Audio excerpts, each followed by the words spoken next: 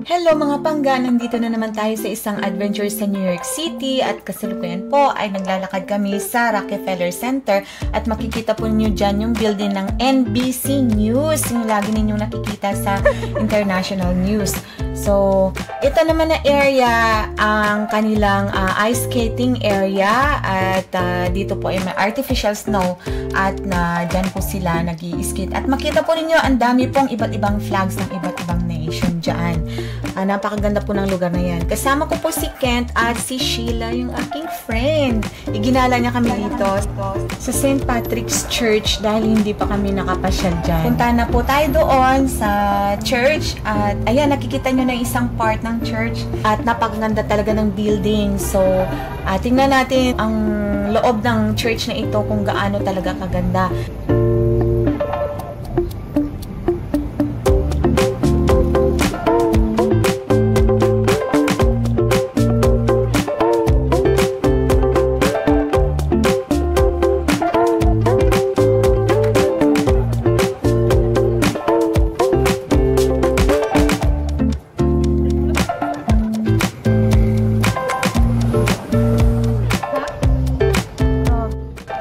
Ayun, pasukin na po natin yung church. Marami pong taong nagpupunta din siya, nagsisimba muna bago gumala sa loob ng church. At napakaganda talaga guys. Tingnan niyo yung design. Para siyang Italian or something like mga nung araw pa no na style. So ayan, maririnig niyo po yung organ. Parang napaka-peaceful, solemn no ng nito ng ambience dito sa loob ng church.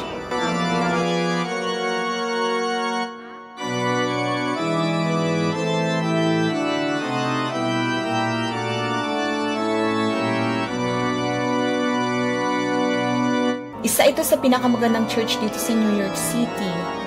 At ang ganda din po ng mga stained glass, lightings. Hinihinaan lang po namin yung boses namin kasi bawal pong mag-ingay dito sa loob ng church. So of course, ang purpose po namin dito ay magsimba at saka gumala na rin po, ikutin po yung loob ng church later on. So ayan po yung kanyang harapan at ang ceiling niya. Punta po tayo doon sa gilid. Kung ano po yung mga nakalagay doon sa mga gilid-gilid, ba't ang dami pong mga pumupunta doon. Ayan po, makita ninyo yung mga candles. Meron po silang mga nakasulat na kung gusto mo po mag-donate, mga $2 para sa candles. Ayan po.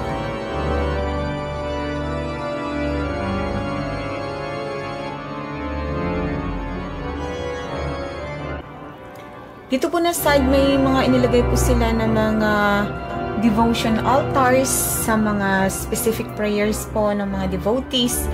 Ayon sa Catholic Church ay sila po yung mga saints na lalapitan mo sa mga specific prayers mo. Sila daw yung nakakatulong sa iyo sa mga ganong klaseng prayers. May maliit din po silang chapel dito na side. At ito po yung view ng church sa malapitan. Yung altar po yung nasa harapan mismo. Ito naman po yung view ng church kung nasa altar ka papunta po sa entrance. Ang lawak po, ang dami pong mga upuan, and of course, ang dami pong taong pumunta rito.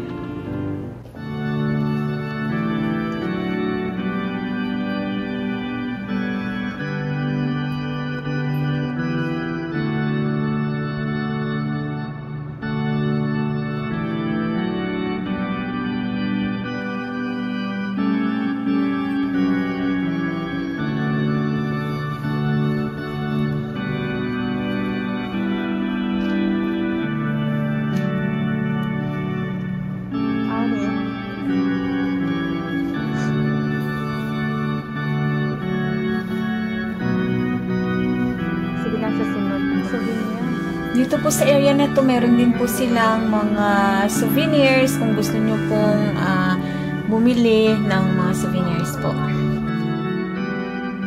So ganito po kaganda yung church. Pag nasa entrance ka, sobrang laki po, sobrang ganda ng design at talagang ma-amaze ka po. Ayan naman po yung nasa labas niya. So ayan po, tapos na po kami umikot ng church. Papunta na po kami ngayon sa Rockefeller. Marami na pong nag-i-skating dyan. Medyo malamig pa pero carry naman po. Ayan, papunta po kami ngayon sa Times Square. Ito naman po yung Times Square. Ito po yung mahabang lane ng giant screens or LED screens na kung saan pinapalabas yung mga ads and commercials ng mga companies. At very colorful po itong area na to kasi iba't iba po yung kulay ng screens. And ito po yung sentro ng tourism in New York City.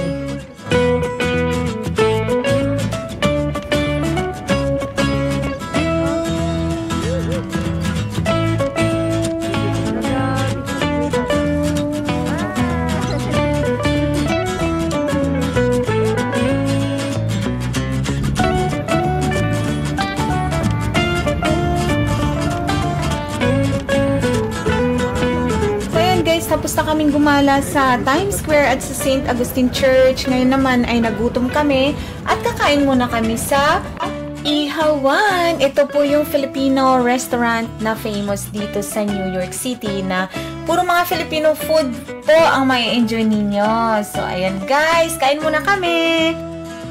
Next is our photos. I hope na mag-subscribe kayo sa aking YouTube channel and don't forget to click the notification bell and the like button. Thank you so much. Have a good day and God bless.